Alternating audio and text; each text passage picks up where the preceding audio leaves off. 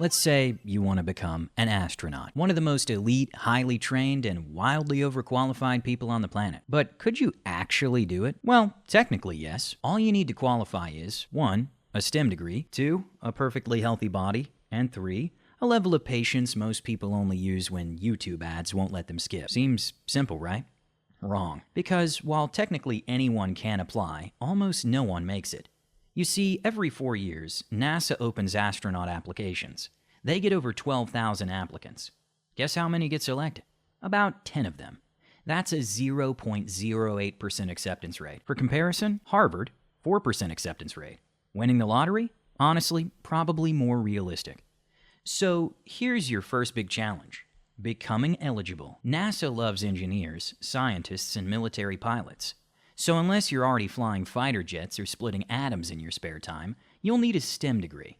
That's science, technology, engineering, or math. But can't I just apply as a self-taught genius? NASA does not care if you're a quick learner or really passionate about space. You'll be competing against people who have multiple PhDs in aerospace engineering or astrophysics, flown supersonic jets for a living, have lived in extreme environments like Antarctica just for fun. The bare minimum requirement is a bachelor's degree. But if you only have that, you're already at the bottom of the stack. So what's your best move?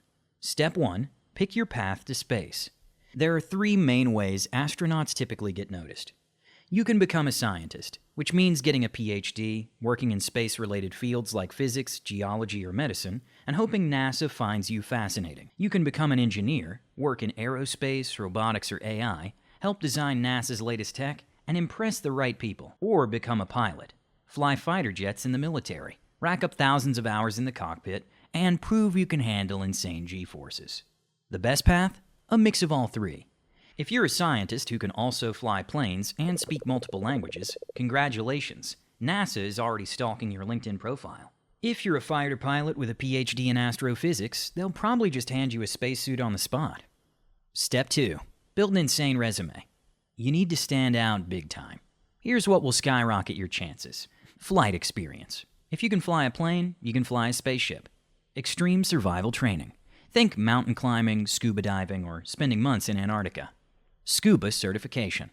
NASA trains in underwater environments to simulate space. Military or NASA experience, because government agencies love hiring from within. Medical expertise. If you're a doctor, you're already more useful than half the ISS crew. Learning Russian. The International Space Station has a lot of Russian equipment, and NASA requires astronauts to know the language. So if you've never flown a plane, never been in extreme conditions, and don't know a single word of Russian, you probably got some work to do. Step 3. Apply and prepare for disappointment. All right, you've done it. You've spent years training, learning, pushing your body and mind to the limit. You're finally ready. Time to submit your NASA astronaut application. Now, you wait 4 months. And when the acceptance emails go out, you'll almost definitely get rejected. But don't give up yet. NASA astronaut candidates almost never get in on the first try. Some apply 6 times before they make it. And if NASA keeps saying no, try ESA, Europe, Roscosmos, Russia, or even SpaceX. Because space is no longer just NASA's playground. And once you finally get in, the real challenge hasn't even started yet. The second big challenge. Becoming an astronaut. Let's fast forward to the moment you miraculously make the cut. Congratulations, you're now an astronaut candidate. Now comes the brutal part. For 2 years, you'll go through training that makes boot camp look like summer vacation. Parabolic flight training to get used to zero gravity, underwater survival drills, because apparently space and drowning feel weirdly similar, Russian language lessons, and lastly, extreme G-force testing. Hope you like feeling 8 times heavier than normal while spinning at ludicrous speed. And if you fail even a single part of this training, you're out. No space for you. Hope you like desk jobs. But if you survive all that, congratulations. You're now an official astronaut. Which means you finally get to go to space, right? Now comes the worst part. You wait. NASA might not even have a mission for you. You could sit on the sidelines for years waiting for your turn to launch.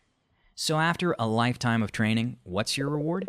You get to be an extremely overqualified PowerPoint presenter until further notice. But if the stars align, you finally get your mission. And then, your entire life's work comes down to one launch. No pressure. Ground control to Major Tom. Hope you're ready for the third and final challenge. Challenge 3. Becoming one of the few who've ever left Earth. 3, 2, 1. You're in space. Everything you've worked for, everything you've trained for, it's all led to this moment. Now, you're one of only 600 people in human history who have ever left Earth. Your job? Perform science experiments in microgravity. Fix anything that breaks, because calling a repair guy in space? Not an option. And after months of floating, working, and not dying, you finally return home. You re-enter Earth's atmosphere at 25,000 kilometers per hour, get slammed into your seat by G-forces, and if you're lucky, you land in one piece. And once you're back, you have to learn how to walk again. Because after months in space, your muscles have withered, your bones have weakened, and your inner ear has forgotten what gravity is. Astronauts don't step out of their capsules like movie heroes. They get carried out, pale and shaky, barely able to stand. Your first steps back on Earth, they feel alien. Your legs are rubber, your head spins, and gravity, which you never used to notice, now feels like a crushing weight. It'll take weeks of rehab before you walk normally again. But one thing's for sure. After seeing Earth from space, you'll never look at it the same way again. And guess what? You're now an astronaut forever. Welcome home, hero. Becoming an astronaut is one of the hardest things a human can do. But if you make it, you get to do something only a handful of people in all of human history have ever done. You leave Earth. You float among the stars. You see the world not as countries, not as borders, but as one single fragile planet. And just for a moment, you're not just a person. You're a space traveler. And that's worth everything.